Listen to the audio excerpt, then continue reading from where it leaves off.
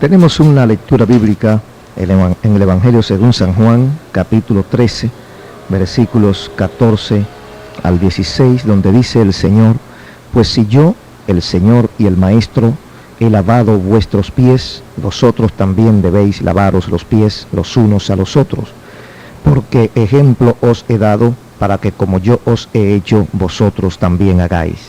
De cierto os digo, el siervo no es mayor que su Señor, ni el enviado es mayor que el que le envió. San Juan 13, 14 al 16.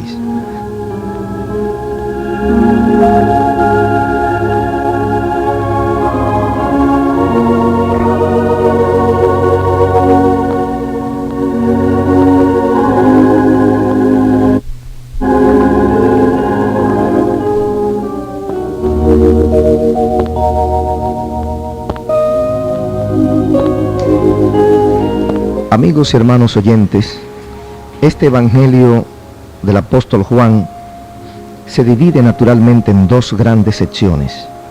Los primeros 12 capítulos presentan la divinidad de Jesús al mundo. Juan abre su Evangelio a semejanza del Génesis: en el principio, y todas las cosas por él fueron hechas. La segunda parte, desde el capítulo 12 hasta el final, narra la última semana en la vida terrenal de Jesús, pasada en Jerusalén. Su entrada a la gran ciudad se celebra con grandes multitudes. Está en el apogeo de su ministerio, pero su alma está turbada. El pueblo lo ha elegido por aclamación y es una distracción para lo que ha venido a cumplir. Su decisión de hacerse a un lado para llevar a cabo la voluntad de su Padre le costará su popularidad y finalmente su vida y la de sus discípulos más cercanos. En los capítulos siguientes, Jesús toma su atención de la muchedumbre que lo celebraba que lo celebraba a sus discípulos. Se dirige a los 12, abriendo su corazón a ellos. Estos son sus últimos pensamientos y hechos antes de ir a la cruz. La gravedad del momento es evidente en sus acciones. Los temas de los que habla y las preguntas que los discípulos le hacen son sumamente importantes. Están en un aposento alto que ha sido preparado para la ocasión. Es la fiesta de la Pascua y comen juntos.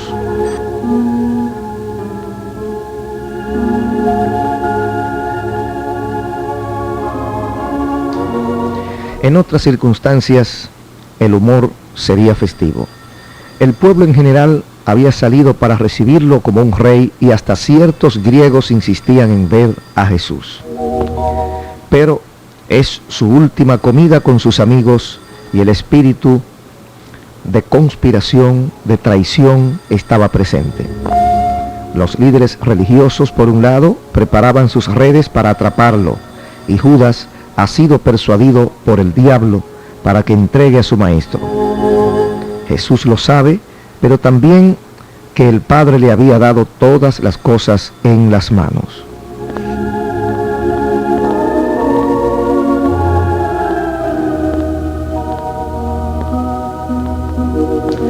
Entonces Jesús hace algo que desconcierta a sus discípulos. Se levanta de la mesa, se quita su ropa de afuera, su ropa exterior. La ropa a menudo estaba relacionada o está con la posición que uno ocupa. La ropa a veces distingue el grado, el poder, la autoridad de la persona. Jesús se despoja de toda apariencia de rey. Se amarra una toalla alrededor de su cintura, a la usanza de los esclavos y de los sirvientes de su tiempo, y Jesús comienza a lavar los pies de sus discípulos. Todos los detalles en esta ocasión tienen su significado. Jesús no solo enseña una lección objetiva de humildad, lo que hace es más que una mera pose para ilustrar un punto en cuestión, más que una demostración de lo que está por decirles. Es que Él mismo ha venido a ser siervo primero, Señor y Maestro después. Bendito sea el nombre del Señor.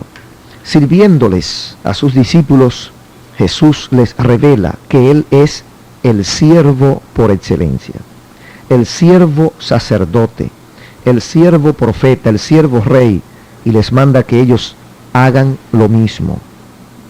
Otra vez Pedro se las arregla para llamar la atención sobre sí mismo, con otro arranque de su fuerte personalidad que en más de una ocasión dio a demostrar. Su manera de pensar como hombre le dice que ellos debieron lavar los pies del Señor y no el Señor los pies de ellos. ¡Qué vergüenza! No dejaré que Él me lave los pies, dijo él. Yo no, a mí no me va a lavar los pies. Sin embargo, el Señor está pensando en un plano más alto que el polvo de la calle de Jerusalén en los pies de Pedro. Hay un poco de este mundo que se le ha pegado en sus pies, y esa suciedad les quita la vida. El Señor le insiste, ahora quiere que lo bañe. No entiende, un día lo haré, dijo. Judas, que en este incidente pasa desapercibido, comparte también el centro negativo de este capítulo. Jesús lava los pies de ambos, de Judas, de Pedro y de todos, y a los dos les sirve la comida del nuevo pacto. Revela lo que cada uno está por hacer. El Señor se dirige de manera especial a estos dos hombres. Pedro sigue sin comprenderse a sí mismo y protesta. Judas ya ha claudicado y guarda silencio. No obstante el conocimiento que tiene el Señor acerca de Pedro y de Judas, se mantiene fiel en su compromiso con ellos, aún en medio de la negación que se perfila ya y de la traición de Pedro y Judas. Hay una comparación entre estos dos personajes que es importante hacerla. Pedro es reprendido por su impetuosidad cuando se resiste a que el Señor le lave los pies.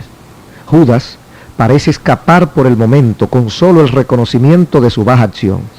No hay reprensión en el momento, ni corrección para Judas. ¿Por qué? Porque es ilegítimo. La palabra es más fuerte en Hebreo, capítulo 2 y versículo 8. Pedro, aquel débil en su carne, tenía un corazón inclinado hacia el Señor. Judas había propuesto en su corazón traicionar a su maestro. La negación de Pedro fue espontánea. Nunca pensó ser capaz de hacer semejante cosa. En otras palabras, no fue premeditada. Cuando lo hizo, luego buscó el arrepentimiento con lágrimas amargas y lo encontró. Pedro fue sorprendido y su debilidad lo hizo pecar, lo hizo negar a su Señor en el momento clave de su vida. Judas fue diferente. Judas había premeditado, había negociado, había tramado, había hablado de cómo iba a llevar a cabo su acción.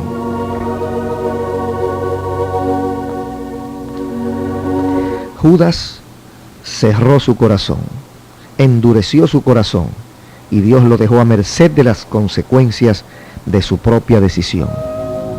El capítulo 13 no termina sin antes dar un nuevo mandamiento: que os améis unos a otros como yo os he amado. La medida de nuestro amor entre hermanos es el amor del Señor. Pedro negó a su maestro y Judas entregó a su maestro. Pero el maestro los amó a los dos y amó a todos. Así comienza este capítulo del amor, o del evangelista del amor. Como había amado a los suyos, los amó hasta el fin. Servimos porque amamos, y si amamos, servimos. Nos lavamos los pies unos a otros cuando servimos unos a otros para caminar sin arrastrar los pies. El Señor dice que un día sabremos todas las cosas. En tono de despedida, preocupa a los discípulos. A partir del capítulo 14, el Señor les dice que no se turben, ni tengan miedo, porque Él se va. De lo simbólico y terrenal, el Señor vuelve la atención de sus discípulos hacia arriba. Moradas eternas, moradas celestiales para aquellos que sepan lavar los pies a sus hermanos. La manera de conquistar la preocupación y el temor es mirando hacia arriba. Hebreos 12, 1 al 2 dice que Jesús sufrió la cruz mirando hacia arriba y que nosotros también ganaremos la carrera poniendo los ojos en el que está arriba. Si nos entretenemos con los problemas, con las piedras de tropiezo, con los tocones que hay en nuestro camino, vamos a fracasar. Tenemos que mirar arriba, mirar al Cristo de la cruz, no a la cruz del Cristo. Mirar al Cristo de la cruz que está arriba y tratar de imitarlo, aunque estemos en medio del más agudo sufrimiento, en medio de la tribulación, en medio del problema. Ahí nosotros, con la ayuda del Señor y con un poco de fe, tenemos que levantar nuestra mirada, mirar hacia arriba, acordarnos del Señor, acordarnos de su doctrina, acordarnos de su ejemplo, acordarnos de su conducta, cómo vivió Jesús, cómo se comportó Jesús, y nosotros vamos a tener la victoria, porque Él ha prometido que así como Él venció, nosotros también venceremos.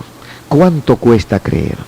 A muchas personas le cuesta demasiado creer, pero no cuesta un centavo. Solamente es un esfuerzo por confiar en la realidad de un Dios que nos ama, en la realidad de un Dios omnipresente, omnipotente, omnisciente, todo lo sabe, todo lo puede, todo lo ve, está en todas partes. Jesús prometió llevar a los discípulos donde Él iba. La morada permanente de los cristianos no es abajo. Bendito sea el Señor. Nuestra morada permanente es arriba. Pablo toma este tema en 2 de sus epístolas. En Efesios dice que Dios nos hizo sentar en los lugares celestiales con Cristo Jesús. De manera que el Padre honró la promesa y la petición de su Hijo, Jesús, para con nosotros. Y en Colosenses 3, 1 al 3 dice, buscad las cosas de arriba, donde está sentado Cristo a la diestra del Padre. Poned la mirada en las cosas de arriba, no en las de la tierra.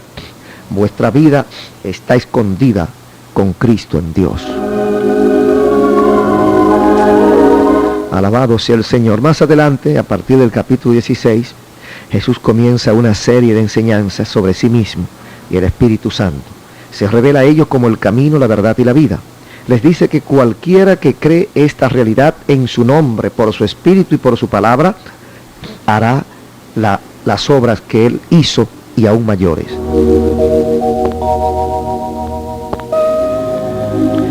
A veces cuando pensamos en esta enseñanza de Jesús, nos detenemos solamente en los milagros, en las cosas visibles, en la explosión visual, en las cosas que llaman la atención de manera sorprendente, que se levantó un paralítico, que Cristo levantó a Lázaro, y si Cristo levantó un muerto o 2 muertos, nosotros podemos levantar 200, y nos miramos solamente en ese espejo.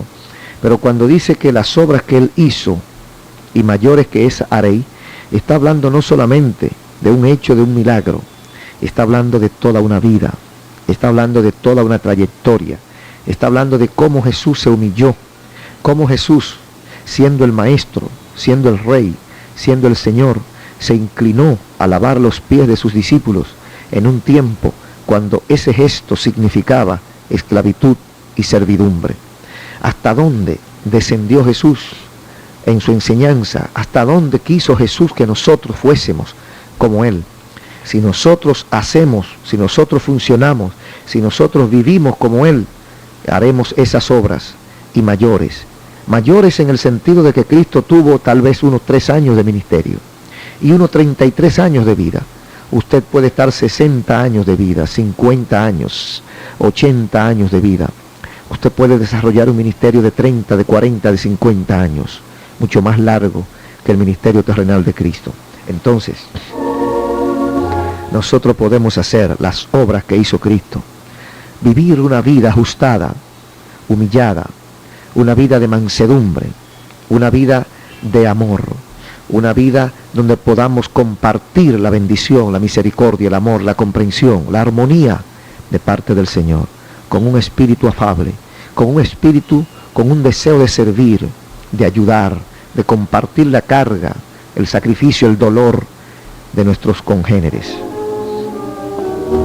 El Señor Jesús, si nosotros hacemos esas cosas, promete enviar su Espíritu, y comienza describiendo la obra del Consolador y Ayudador en medio de ellos. Aquí y en otros pasajes, el Espíritu Santo es representado como el Maestro, el testigo que convence al mundo de pecado y predice lo que ha de venir en el futuro. La obediencia es uno de los temas centrales en este capítulo. En los versículos 15 y 16, el Espíritu Santo es prometido a los que aman y guardan sus mandamientos.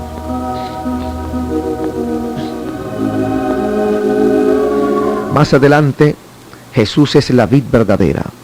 Nuestra relación con Él es comparada con el vínculo que existe entre las ramas y la vid, expresa Jesús a partir del capítulo 15 del Evangelio según San Juan. La rama que se desliga del árbol deja de recibir la vida que fluye por su tronco y se seca. Su razón de existir deja de ser y solo sirve para leña. Hay árboles que sirven para sombra. Toda su savia es enviada a las ramas que están llenas de hojas. Hay otros árboles que tienen una doble función, sombra y fruto. Esta es la clase de árbol que debemos ser nosotros. La sombra es para el hombre, el fruto es para Dios. La iglesia que hace del hombre la meta de su existencia o el centro de su actividad ha perdido también su razón de ser y ha llegado a ser únicamente una entidad humanista.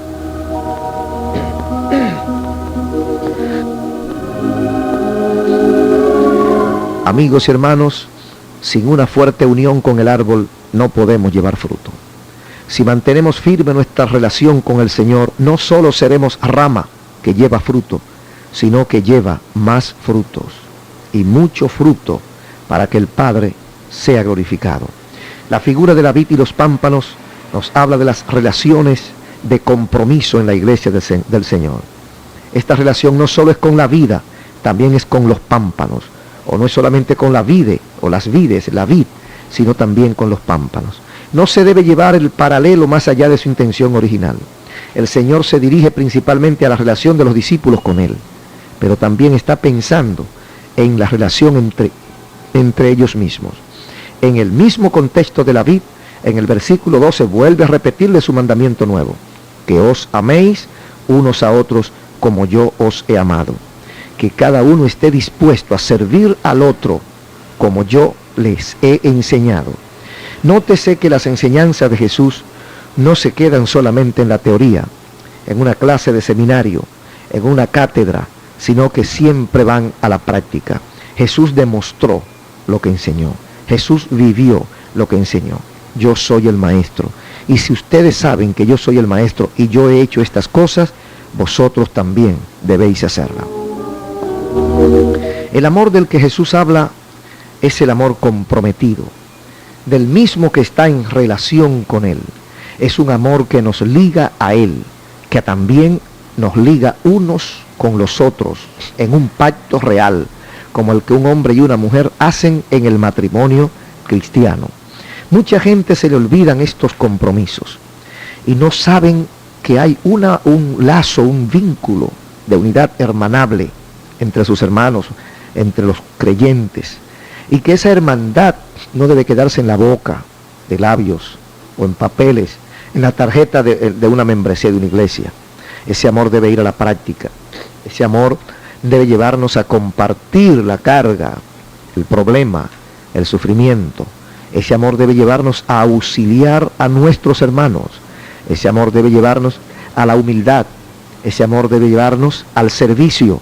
Ese amor debe llevarnos a entender que no somos más que nadie y que si alguien nos necesita y nosotros podemos servirle, es un privilegio, es una honra poder servir a nuestros hermanos, tal como Cristo sirvió a los discípulos. Pero lamentablemente este espíritu de servicio y de amor cristiano como que se ha ido esfumando, se ha ido desvaneciendo poco a poco, y la gente piensa en Cristo, pero no piensa en el Cristo que se quitó sus vestidos de lujo, o de lujo no, pero sus vestidos normales, ya que Cristo no usó vestido de lujo, pero su vestido de caminar para quedarse en una ropa más ligera, se ciñe un cinto y busca un lebrillo y agarra una ponchera de agua y comienza a lavar a sus discípulos, a lavarle los pies a sus discípulos en una actitud máxima de humildad.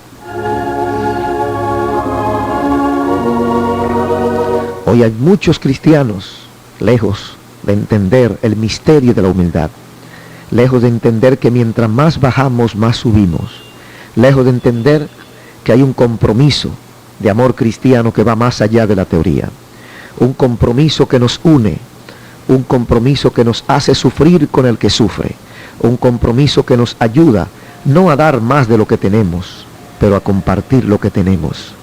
Pero el corazón se ha endurecido y millones de personas son cristianos, pero son cristianos para ellos solos. No pueden compartir con sus hermanos. Esa es la realidad de nuestro mundo. Esa es la realidad de la vida. Esa es la realidad de aquellos que dicen que conocen a Jesucristo. Me llama mucho la atención esta enseñanza tan sencilla de Jesucristo y la diferencia que hay con aquellos, muchos de nosotros, que decimos que somos cristianos, que decimos que servimos a Cristo, que decimos que amamos a Jesús, pero cuán lejos de esas verdades, de ese verdadero amor cristiano, de ese amor práctico, nosotros estamos. Nos da pena ver cuán equivocados estamos. Cuántos cristianos que no se parecen a Cristo. Cuántos cristianos que prácticamente chocan con la enseñanza de Jesús. Nadie puede obligar a nadie a cambiar. Nadie puede mandar a la cárcel a un cristiano porque no se parezca a Cristo. Pero si no lo hacemos ahora, el Señor lo hará después. Y habrán gente que irán a la cárcel del infierno por no haber aceptado, por no haber asimilado el ejemplo de Jesús. Si yo soy el Maestro, si yo soy el Señor y yo he hecho esto, ¿por qué ustedes no pueden hacerlo? Creo que es tiempo de nosotros doblar el lomo. Creo que es tiempo de nosotros bajar un poquito. No importa el rango que tengamos. Es tiempo de bajar un poquito y compartir el amor. Compartir el amor con nuestros hermanos, con nuestro prójimo. Alguien dirá, pero yo no tengo nada que dar. Todo el mundo tiene algo que dar. Todo el mundo tiene. Registre su vida y usted se dará cuenta que algo tiene usted que dar. Porque siempre hay uno que está más mal que usted. Siempre hay uno que le falta, aunque sea un consejo, aunque sea una compañía, aunque sea un compartir, aunque sea una llamada telefónica. Fulano, estoy contigo. Estoy orando contigo, estoy orando por ti. Te amo. A veces nos hace falta una palabra de estímulo de alguien que lo diga con el corazón. Qué bueno es ser cristiano. Qué bueno es servir a Cristo. Qué bueno es practicar, aunque con luchas. Porque el que diga que no lo hace con lucha está hablando mentira. Con luchas, porque tenemos un enemigo que es Satanás y otro enemigo que es nuestra carne. Y tenemos que luchar contra esos dos para poder parecernos a Cristo. Pero si lo intentamos, lo vamos a lograr. Parezcámonos pues a Jesucristo y recordemos que el siervo no es mayor que su Señor. Y si Cristo el Maestro y Señor lo hizo, ¿por qué usted y yo no podemos? Que el Señor tenga misericordia de nosotros.